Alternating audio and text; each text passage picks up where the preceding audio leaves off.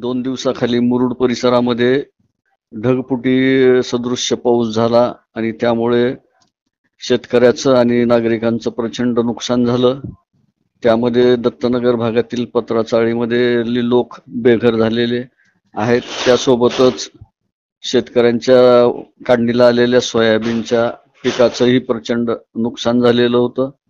ते पाहणी करण्यासाठी काल उपविभागीय अधिकारी येऊन गेले। त्यासोबतच आज ग्रामीणचे आमदार धीरज देशमुख हे अपघातग्रस्त नागरिकांची पाहणी व विचारपूस करण्यासाठी आले होते। त्यांनी दत्तनगर येथे जाऊन अपघातग्रस्त नागरिकांची विचारपूस केली। त्यांचं अन्नधान्य वाहून गेल्यामुळे त्यांना अन्नधान्याचं वाटप करण्यात आलं। त्यांच्यासोबत लातूरचे तहसीलदारही उपस्थित होते। त्यासोबतच वाटवरा रोड या ठिकाणी जाऊन शेतकऱ्याच्या झालेल्या पिकाचे नुकसानीची पाहणी केली व अधिकाऱ्यांना सूचनाही केल्या। विम्याच्या अधिकाऱ्यांनाही त्यांनी सूचना करून ताबडतोब पंचनामे करून नुकसान भरपाई देण्याचे आदेश दिले।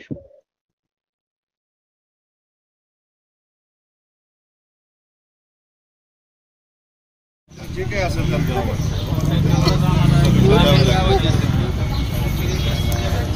त्यांना कळायला पाहिजे ना कुणामुळे अडलं। त्यांना वाटतं माझ्यामुळे अडलं। आम्ही तुमच्या बाजूनच आहोत। तुमच्या बाजूनं करू आपण। तहसीलदार आलेले आहेत, ग्रामपंचायतचं सगळी आता सोय शासनाकडे कशी तुमची करता येईल तसं तुम्हाला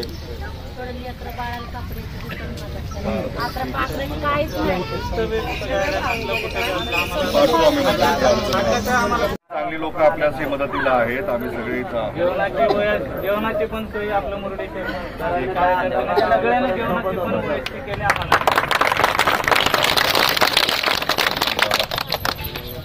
जेवणाची पण चांगली सोय आहे आम्हाला।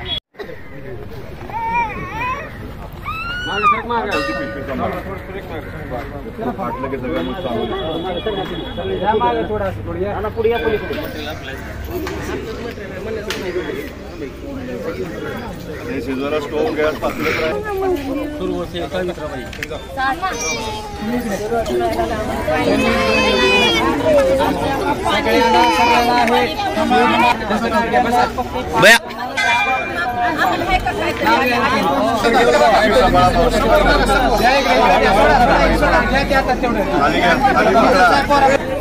बाकीचे हो भैया चला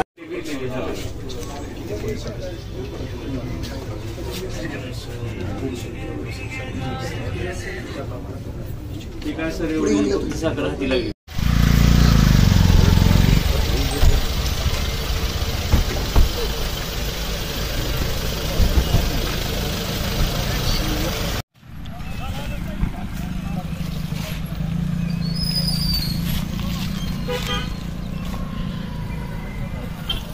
काय आपल्या पाहणीचा अहवाल आपलं एनडीआरएफचं आहे। यावेळी आपण एक मिनिट आपलं एनडीआरएफचं आहे। यावेळी आपण एक मिनिट शेतकऱ्यांची अडचण होते, त्याच्यामुळे बरेच त्यांचे क्लेम रिजेक्ट होते। शासन म्हणतं मिळणार आहे, पण कंपनी म्हणते तुमचं आलं नाही वेळेवर। नाही ऑनलाईन आता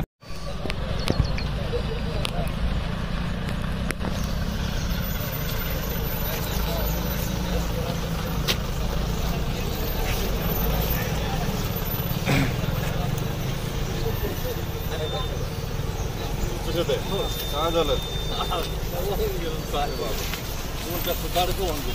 अच्छा,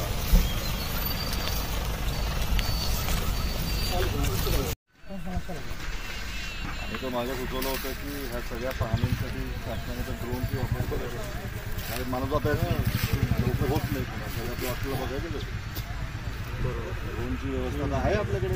कुठं बाहेर तुम्हाला सरसकट झालं तरच ते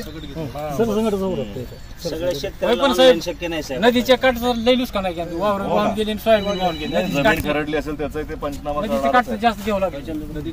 खरडलेला वेगळं आहे ते. पिकाचं आहे. मातीची वाहून गेली त्याचा पंचनामा वेगळा. आता विहिरीला वगैरे अनुदान परत त्याचा MRGS मध्ये त्याला परवानगी मिळते. ठीक आहे, मग प्रत्येक आयटमला त्याची व्यवस्था आहे. हो ठीक आहे. सगळं तातडीनं हो आश्वासन होईल. दोन ट्रॅक्टर गेले बस हो. तुमचं काढण्याची तारीख काय होती? आता तुमचं समजा पाऊस आला नसतं तर कधी काढायला नाही सर सगळं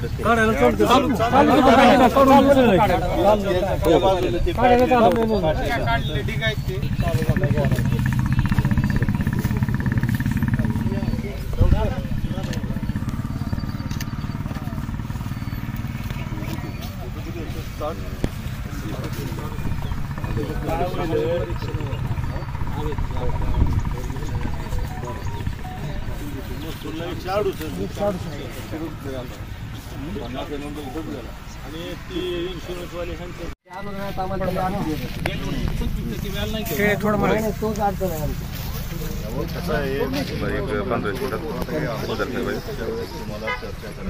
पाहणी करायला आले काढून आणि तो मागे सुचवलं होतं की ह्या सगळ्या पाहणींसाठी शासनाने तर ड्रोनची वापर करायचा. काही माणूस आता लोक होत नाही, सगळ्या प्लॉटला बघायचं.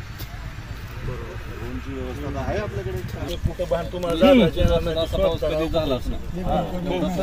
सरसकट झालं तरच ते सगळ्या शेतकऱ्याला शक्य नाही साहेब. नदीच्या काठ लई नुकसान आहे की वावर वाहून गेले आणि सोयाबीन वाहून गेले. जमीन खरडली असेल त्याचा ते पंचनामा नदीच्या करणार काठ आहे. जास्त घ्यावं लागेल. खरडलेला वेगळं आहे ते. पिकाचं आहे. मातीची वाहून गेली त्याचा पंचनामा वेगळा. आता विहिरीला वगैरे अनुदान परत त्याचा MRGS मध्ये त्याला परवानगी मिळते. ठीक आहे, मग प्रत्येक आयटमला त्याची व्यवस्था आहे. हो ठीक आहे. सगळं तातडीनं हो आश्वासन होईल. आज मुरुड येथे काल ढगफुटीमुळे जो काही मोठा पाऊस झाला, जवळपास 168 मिलीमीटर पावसाची नोंद शासकीय रेकॉर्डवर आलेली आहे.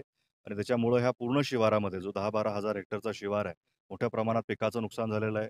मुरुड शहरामध्ये काही घरांमध्ये पाणी गेल्यामुळं त्यांचाही बराच नुकसान झालं आहे. आणि बाजारामध्ये बऱ्याच दुकानामध्ये पाणी शिरल्यामुळं मालाचं मोठं नुकसान झालेलं आहे. तर तहसीलदार आणि त्यांच्या सगळ्याच टीमनं आणि कृषी विभागाच्या टीमनं ह्या परिसराची पाहणी केलेली आहे. आज संध्याकाळपर्यंत त्यांनी आम्हाला आश्वस्त केले की सगळे पंचनामे पूर्ण करून दुकानाचे असतील, नुकसानाचे असतील, घराची कुणाच्या नुकसानाचं असेल तर ती सगळी माहिती आणि इथं जे शिवारामध्ये जे काही आता पाहणी आपण करतोय की हाताला काहीच आलेलं नाही आहे. म्हणजे काढणी चालू असताना काही लोकांच्या हे एवढं मोठं ढगफुटीचा पाऊस झाला त्यामुळे हातात काहीच आलेलं नाही आहे.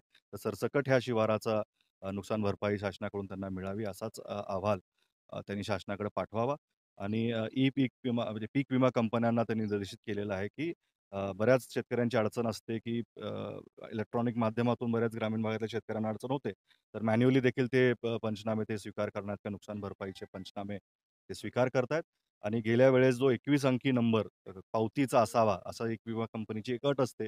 बऱ्याच लोकांना ते आम्ही बोलत असताना शेतकऱ्यांना तो नंबरच मिळाला नाही. पैसे भरले पण पावतीचा नंबर त्या कंपनीकडून देण्यात आला नव्हता. अशा अनेक शेतकऱ्यांची अडचण होणार आहे की हे ई विमा करताना 21 अंकी नंबर नसल्यामुळं तरी शासनाने त्याच्यासाठी स्पेशल केस म्हणून कंपन्यांना दाखवावं की आज जो नुकसान झालं आहे त्याची त्यांनी ग्राह्य धरावं, शासकीय रिपोर्ट ग्राह्य धरावा आणि तातडीनं त्यांचा पूर्णपणे जो नुकसान भरपाई आहे विमाचा तो त्यांना मिळावा. आणि शासनाची जी अतिरिक्त मदत असते, कुठं विहीर वाहून गेली आहे, कुठं नदीकाठच्या गावांची जमीन खरडून गेलेली आहे, पिकाचं नुकसान झालं आहे, तर NDRF आणि बाकी सगळे जे निकष आहेत त्या पद्धतीने जास्तीत जास्त लाभ आणि लवकरात लवकर तातडीनं हा लाभ शेतकऱ्यांना आता अडचणीच्या काळात मिळावा अशी आमची शासनाकडे मागणी आहे.